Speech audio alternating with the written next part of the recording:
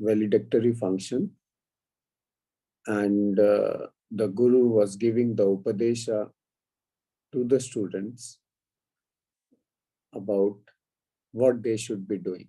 So that gives us a glimpse of the karma which is expected by the scriptures.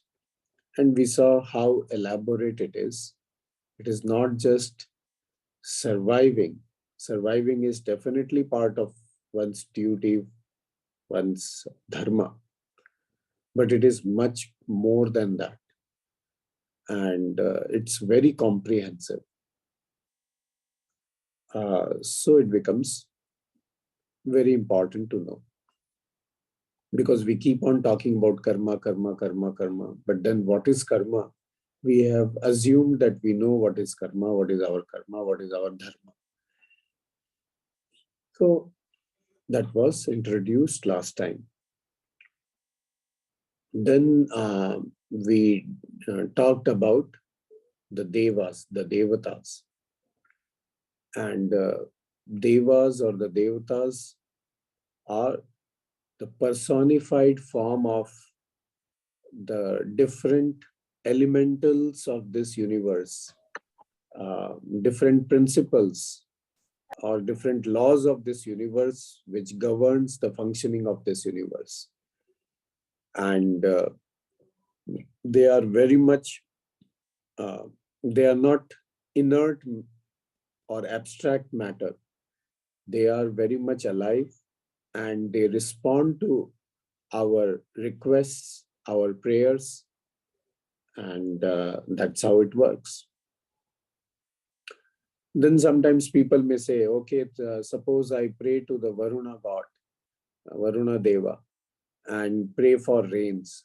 And I prayed, but there was no rain. Well, there may be many reasons.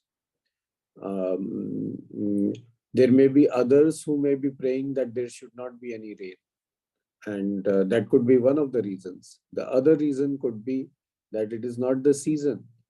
And a lot of other forces are working, which is not allowing the rain god to produce rain at that given moment.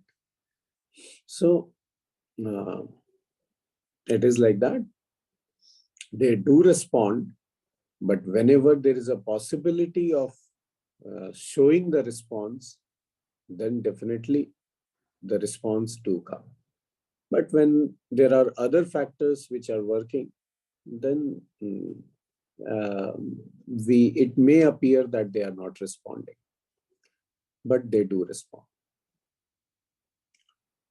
Then we will be looking at those shlokas. Shloka number 10 and 11.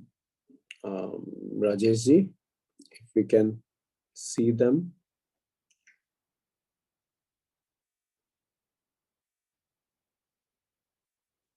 Yeah.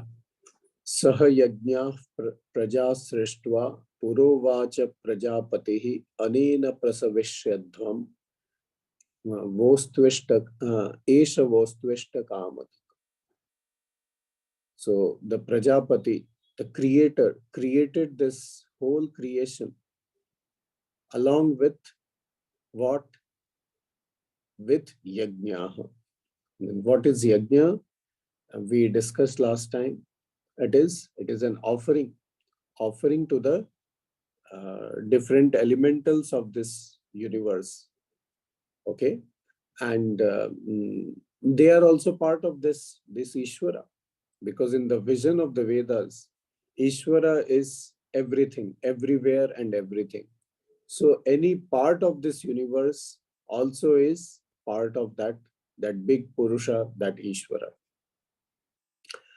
And then this yajna is offering to those devas. What do we offer? We offer a symbolic material as well as prayer. So it is more like an emotional connection, connecting with the devas acknowledging their contributions, um, showing our indebtedness, and showing our gratitude towards them, and lovingly offering them something which involves some kind of sacrifice, something which goes from us. And that is what makes a yajna. So yajna means an offering which involves some sacrifice, which involves a sense of gratitude, which involves an attitude of prayer, and to acknowledge whatever we are receiving and thanking them for that. So all this makes a yajna. And that's how we get connected with the entire scheme of things. We are not disconnected individuals, but someone who are connected with everything around us, living, tangible, intangible, abstract things, everything we are connected with. And how do we connect? Every day we offer something. Still in India, we see in houses, they before making the food, they will make some items, some chapati or something, for the birds, for the dog, for the cow, and then the remaining food is prepared for the entire family. So even those creatures around us, they are partakers of this food, and they form this whole ecosystem, and we acknowledge that, and they also have the right to over that food. It doesn't just belongs to me. Just because I have purchased it, the food belongs to me. No, that is not enough. There are other forces which are working, which makes the food available to me. Otherwise, just a day before, or 2 days before, I don't remember, I read in Sri Lanka, the food prices have gone like anything. Food has become unaffordable. So people used to have money for food, but then the inflation became so high that milk, food, and everything has become almost so difficult to buy. Lot of money and very little they get, due to various factors. So on these factors, one of the factors is less production. The food which they require is not being produced as much as they are able to consume. And that is one of the factors. Of course, there are other political factors and so many other factors. But ultimately, it is this one is the most important factor. So devas are working to provide us with food, with shelter, with so many, all the articles which we require in this universe. Even the functioning of my body, the functioning of my different organs, tissues, the devas are involved, because those principles of this universe is involved to keep me alive. To the hunger comes at the right time, and then the food comes at the right time, and the fire, the digestive fire, works and digests the food, and I remain healthy. If enough food is there but there is no hunger, it is of no use. I'll fall sick if I eat, or the whatever I eat doesn't reach. It doesn't reach as a nutrient to my body. Hunger is as important as the food. In fact, as per Ayurveda, if we eat food without hunger, it leads to creation of what they call as ama. Ama is toxin. It is just like putting ghee in fire, which doesn't have flame, which has been put off. And wood which is burning but without flames, and in that if you put some ghee or some oil, then what happens? Unless the flame comes up, there will be too much of smoke, and it becomes very toxic. Similarly, with our digestive system, if we eat without hunger, it leads to toxins. It creates toxins within our digestive system. And if we ignore that and continue with that, it leads to, that toxin gradually penetrates into different tissues of ours, and wherever we have the weak point, it will start showing up. It may show up even in the lungs, congestion of the lungs. It may show up in the joints, pain in the joints, or it may show up even gums. Gums can start giving problems because of the accumulated toxins. So hunger is as important as the food, and hunger is followed by the hunger follows certain rule of this universe, and there is a deva involved, the Agni Deva, the Jatharagni. So yajna becomes, the spirit of a yajna becomes important. With the spirit of yajna, when we live, every day there is a yajna in the smallest form. Like I remember during my childhood, first we used to have this fire out of coal. Okay, it was a coal fire in which the whole food was being cooked, and lighting up that coal itself used to be a project. I remember as a child, uh, first we will burn some wood that catches fire, and then over that we put that the rock coal, and then that catches fire, and then uh, the fire is ready, and then the cooking starts.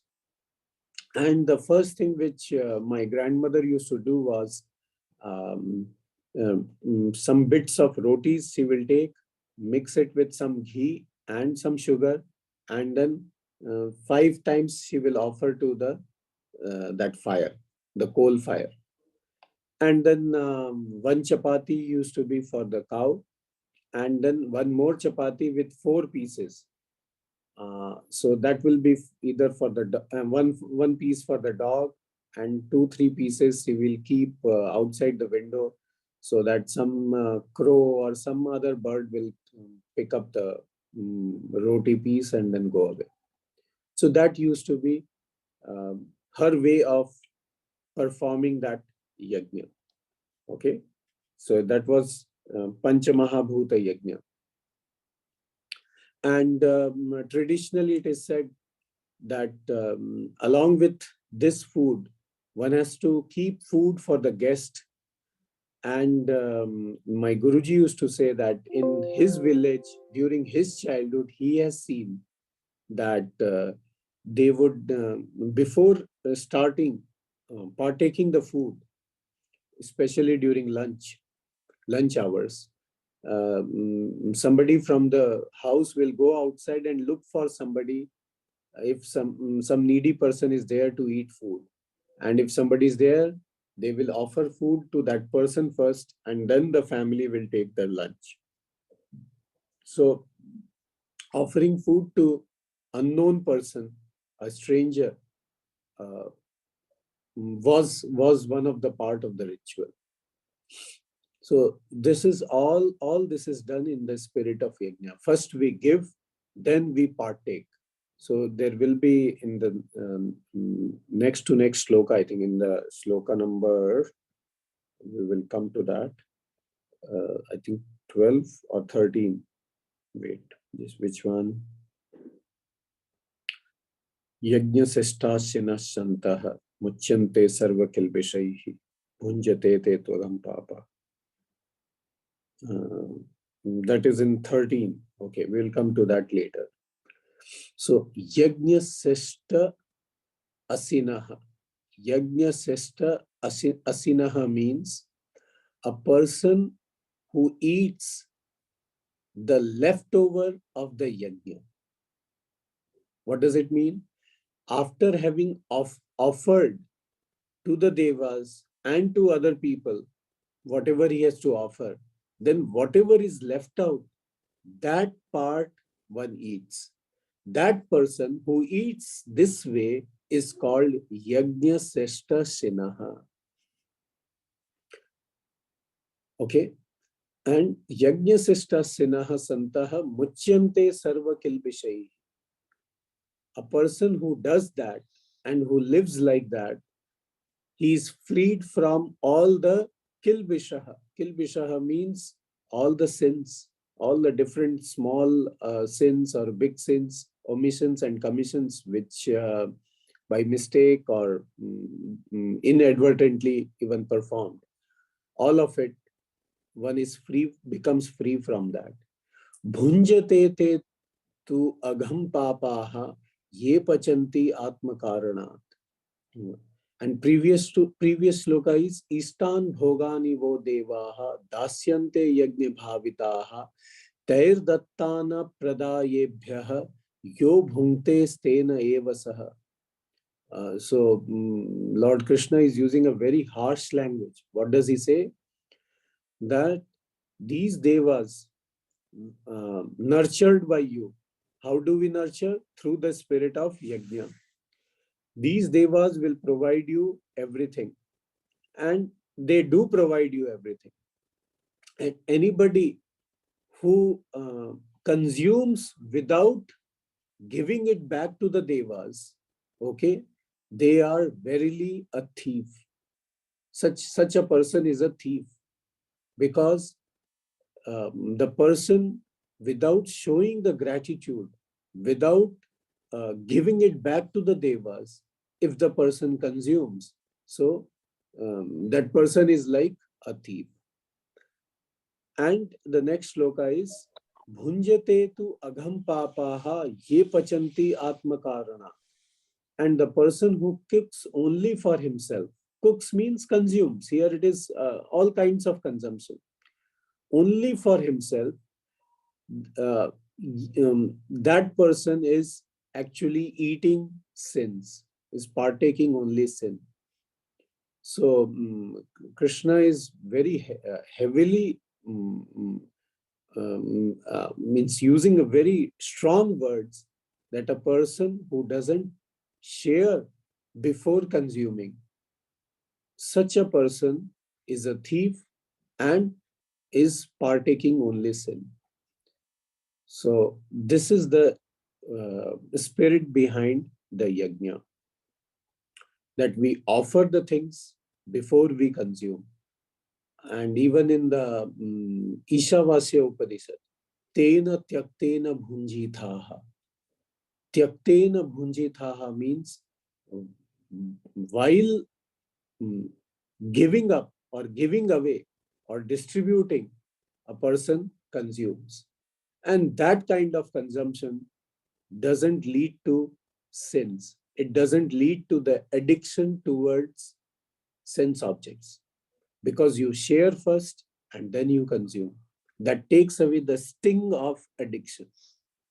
And if one is not aware about it and one simply consumes, then it leads to sins. It leads to sins means one becomes addicted to it. One becomes, gets the attitude of this is my right, this is my thing, I can do whatever I want. And then it leads to further problems. And we have discussed that. As I told you, 1 in every 5 houses, 5 families, I find in northern part of India, there is a case of depression or emotional paralysis or addiction or something. One member is just gone. Why? Because the bhoga buddhi, consuming for myself,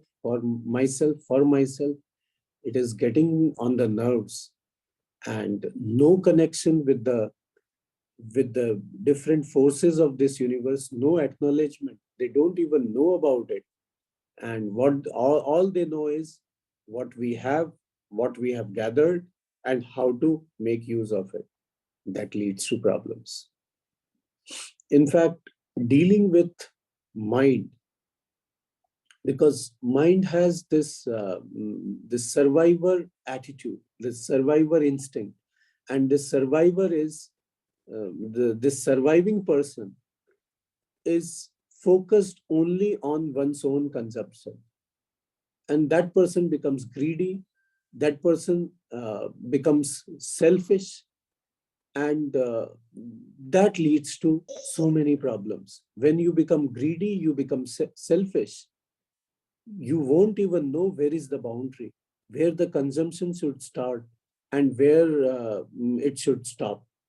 That boundaries are no more there. And once those boundaries are no more there, that leads to a lot of problems. That is where I say in the families, the whole atmosphere is of my rights, my demands. Everybody becomes demanding and very much acutely aware of one's rights, but doesn't know what is the duty, and doesn't have that sense of gratitude, the sense of giving back.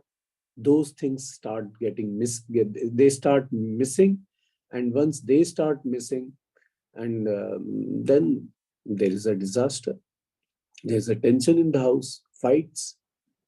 And if it happens in early childhood, then that child is lost, doesn't want to do anything. Everything the child demands from the parents, the parent has to do. It's parents' duties. And then what is his duty towards the family, towards the parents, towards the society? Don't ask. And then gone. The case is gone. Similarly, as I said, the average shelf life of marriages have gone down. Again, why?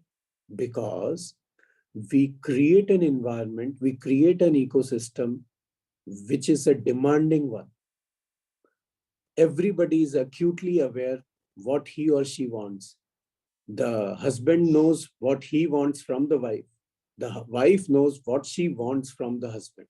And this is what is taught by the parents, because this is how each one is coming from the similar demanding families. And seeing the parents and demanding relatives, this person becomes demanding. And when two demanding people come together and they get married, how long will the marriage last? There will be problems. So they are not acutely aware of the duties, but they are acutely aware of their demands. And that's how, and they compare it with other spouses, other couples, and they say, look how much that person is demanding and how they are surviving, they are flourishing. And when you start comparing like that, and when you start becoming demanding, how long things can last? Things break up. And that is what is happening. The shelf life of marriages are going down. Marriages are no more irreversible. They have become very much reversible. There was no Sanskrit word for divorce, because that concept didn't exist. But now we have, we don't still have the Sanskrit word, but we all know they use the word talak or divorce. Why? How all this happened? Behind this is the missing of these, this attitude of offering. The yajna attitude, the yajna spirit is missing. And because of that, gradually it percolates in the psyche of each member of the family. And then it leads to breaking of homes or degeneration, because the marriages break, they don't produce children, so the lineage is broken gradually. And this is how it happens. Why? And that is what we call as success, successful living. How? Yes, I could accumulate so much and I could enjoy so much, and I could, okay, keep enjoying. You will remain alone. What will you enjoy then?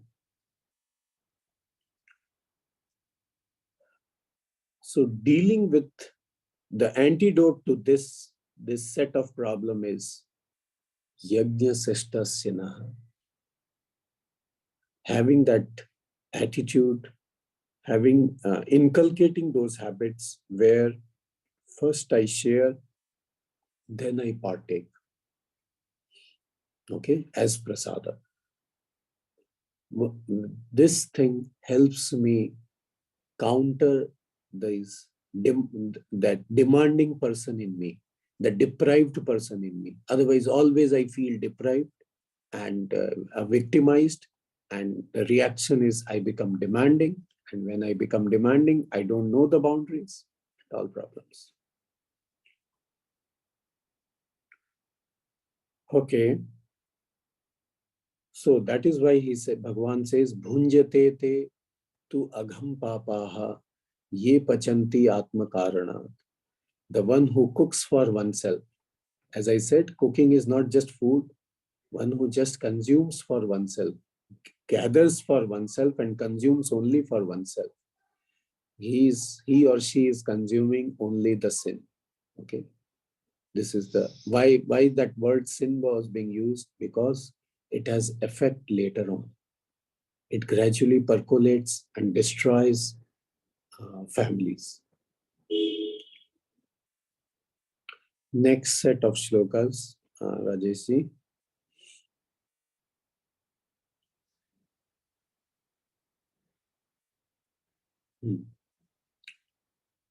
Now there is a Karanamala. Karanamala means cause effect, cause effect, cause effect relationship. Annad bhavanti bhutani parjanyadanna sambhavah yajnad bhavati parjanyah yajnah karma samudbhavah karma brahmodbhavam vidhi brahmakshara samudbhavam tasmat sarvagatam brahma nityam yajne pratishthitam. Before we get into this set of two shlokas, I just recalled, even in the Kathopanishad, we find uh, this young boy, Nachiketa, he goes to the Yama, okay, to because his father sends him, and he has his own queries. But the Yama was not there when he reached his Yama's place. So, in the story, it is said he stayed at outside Yama's house for 3 nights and 3 days, possibly. And it is mentioned 3 nights, but we include that 3 nights and 3 days. So when Yama comes back, so the first thing what he offers to this boy, because he's a Brahmin boy, and he's a guest, and he remained without food for 3 days. So he says that I'm sorry about it. I was not there. So first thing, to please you, I want to offer you 3 boons. Why? Because atithi we discussed last time. The one who doesn't have a tithi. Tithi means a date, a lunar date. Okay.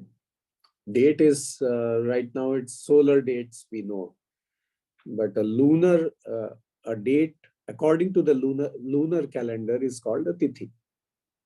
And atithi means the one who has no prefixed date and it just arrives suddenly. That person is called atithi. So atithi, he was there at his house, outside his house for 3 days, and atithi is like a fire, and unless you quench that fire, it can burn the house. That's how it is said.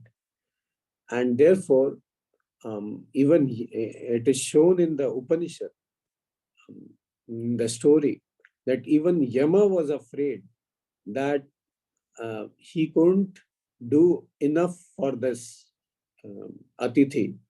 And so he had to compensate that with 3 boons.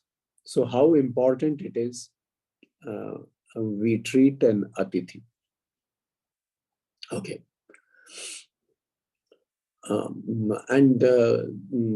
This goes with that practice of first looking for somebody. If somebody is hungry for food, first offering the food to that hungry person, then partaking. So those things are connected, because anybody outside can be considered a stranger, can be considered an atithi. Well, that was there in the culture when it may not be directly applicable in your locations, especially during winters. Who will be roaming around for food? I don't know. But then there will always be somebody who will be in need of food. I'm sure about it. There are places where they keep food, and some people will come and then they will take away the food and eat. I've seen that in Dubai especially, and I have heard that similar things exist. There is a refrigerator or an almirah where you can keep the food, and those who are hungry, they know where the food will be and they will go and take it. So in a different form, the same thing can be practiced. Okay, so annad bhavanti bhutani parjanyad anna sambhava yajnad bhavati parjanyah yajnah karma samudbhava. So there is a sequence from the annam. Okay, human, not human beings, but we are talking of human beings. The beings come, and from where the annam means food. Then from where the food comes from Parjanya. Parjanya means the clouds. That means the rains. Okay. And then from where the clouds come from Yajna. And from where the Yajna comes from the Vihita karma, the karma which is prescribed. Now, listen very carefully. I recommend, if possible, those who are interested, they should read that book, The Chaos Theory or The Chaos. Now, in that chaos theory, they have something called a butterfly effect. What does it mean? Mathematically, it can be proven then that even the flying of a butterfly can cause a chain of reactions which can lead to a thunderstorm. So that's very interesting, but it is mathematically proven that it is possible under certain circumstances. If there are no countering forces, then simply a butterfly flapping its wings can lead to a thunderstorm. Of course, there are other factors too.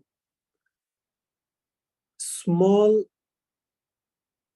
ripples in this universe can bring huge effects. That's what the chaos theory says. Okay. And it's a very mathematical book. It has nothing to do with scriptures or this or that. So if a butterfly can bring thunderstorm, why not a yajna can bring rains? Definitely it can. So it is not like, how can we believe that yajna can bring rains? No, it can, because it is some action where some smoke is rising, some movement of winds, and that can bring movement of clouds and rains. Karma brahmodbhavam vidhi brahmakshara samudbhavam tasmat sarvagatam brahma nityam yajne pratishthitam. And this karma comes from the Vedas, and the Vedas come from the Supreme. Therefore, that will of the Supreme flows in the entire set of karmas. and through the whole chain into the karmas, and then the karma leading to um, mm, clouds, clouds leading to annam. Annam means food, and the food bringing creatures. So this is how the whole cycle works in this universe. And evam pravartitam chakram na anuvartayati iha yaha aghayurindriya ramaha mogham partha sajivati. Krishna is very harsh in his words in these all set of shlokas. That so this is the chakra. This is the chakra. The karma is flowing right from coming from the mouth of the Supreme in the form of the Vedas, and through those karmas, the yajna is performed, and the yajna brings the cloud brings the food, and from the food comes out the beings. And anybody who disturbs this or doesn't follow this wheel of creation, okay, or goes against it, that person is is wasting his life. His life is in vain. Okay, it's a useless life, and there's no purpose in living. So the life is wasted, wasteful life. So one goes through this whole chain, and one is aligned in this cycle, and that's how one lives. That brings prosperity, that brings happiness, and that is not rubbing against the order, whereas doing anything opposite to it is rubbing against the order and getting hurt. Oneself gets hurt. So if I don't want to get hurt, and I want to live a purposeful life, a satisfied life, a contented life, okay, then I understand this wheel, this chain of flow of actions, and I align myself according to it. And that brings me happiness, contentment, or freedom from sorrow, as we say.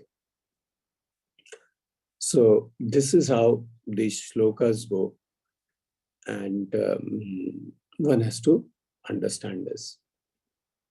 And this attitude of yajna, this attitude of giving, sharing, then partaking, this attitude of being demanding later, but giving first, it brings a different softness in one's swabhava, one's nature. And that person becomes more pleasant, and things become comparatively smoother compared to others. Okay. And that is how one gets immune to the addiction of what? Sense objects.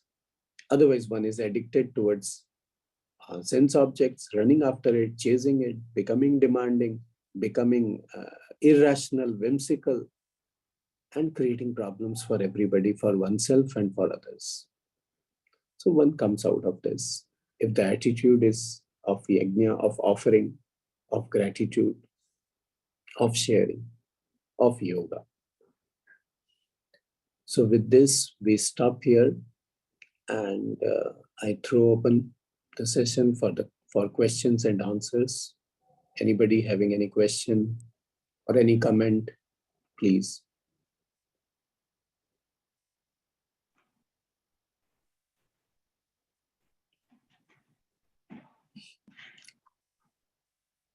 Actually, just observation, right? Like you said, the performing the yagna in the form of giving to somebody, right, before you consume.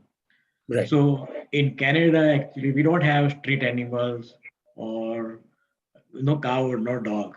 But Right. what we can do it here, that's what we have been doing. Like we share the bread every day morning, Right. and the squirrels and birds come, and that is how we can cultivate that sense of gratitude. And feeding the bird True. also one of the way we can do it here. That is True. also we do it. So True. that's a one alternative we can have it, because we don't have atithis or needy people outside or I understand. street animals. And I understand. I understand very much. You see, I tell you, even later on, mm, uh, see, this was when the coal fire was there. Okay. Then my grandmother could offer this ahutis, okay, with food over the fire. But then later on, the gas stove came. Now there is a Yeah, problem. yeah. If you do it, it gets clogged, the burner gets clogged, and it is no more functional. Then what she would do, first few months she would still ignite a small fire separately and offer, but it became too clumsy. Then she found another shortcut. She would, every day, she will keep separately some atta, you understand, the flour? Yeah, yeah. Flour. And she will keep separately some atta, some sugar, some ghee. Then on Sundays, she will light the fire, and all the atta of the whole week she will knead and then prepare a roti, and then she will offer in the fire. So that was like an alternative arrangement. So Okay, good. it is not the action as such that is more important. What is important is the attitude behind it, that feeling of that I must do something, some alternative I must do, and that is enough. That is yajna. One can keep some food or some money or something aside, and then when the time comes, from that bank, whatever you have made, you give, and that can be done. Because we have the food bank here concept. Right. So that is where people can give it. Correct. That's a concept is there. Okay. So something can always be, I mean, if we know the spirit, then the action can be modified as per the need of the time and place. Mhm. Okay. Anything else? Any other question? I Or any welcome comment? Harry Handa. He is joined today for the first time. Right. Welcome. Welcome to our session. I hope you could listen to the whole thing. You are muted, Harry ji.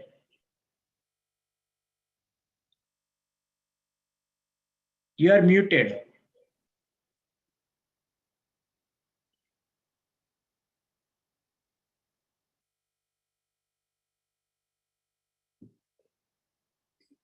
Okay. Is it all right now? Yes, fine. Yeah. Now we can hear you. Thank you.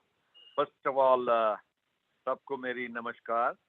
I Namaste. really enjoyed Acharya ji, Guru ji, whatever you guys call, I don't know. Yeah. But guide me how we can address to him.